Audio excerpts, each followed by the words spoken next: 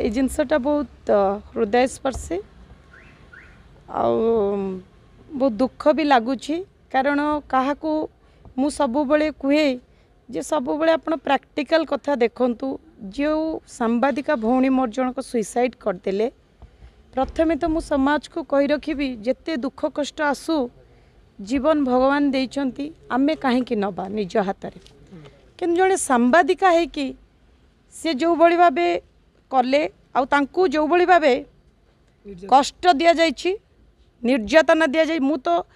निजे जाइकी देखिनी जहाँ मु शुणुची सबू सांबादिक भाई मान पाखरु सांबादिका भौणी मान पाखरु से मैंने कहते जे तांको बहुत निर्यातना दि जाइछि मु भावुची जड़े नारी हिसाब रे से भौणी को जो पुरुषटी निर्यातना दे एमती काम करैछि ताकू कठोर कठोर दंड दि जाऊ ताकू जीवंत भावे रखी एभली कष्ट दि जाऊ सी जमती 7 जन्म पर्यंत भाविब जे मु एभली भूल आउ करिबी नाही एवं भारतीय जनता पार्टी पाखकू ये खबर जदि पहुँची मध्य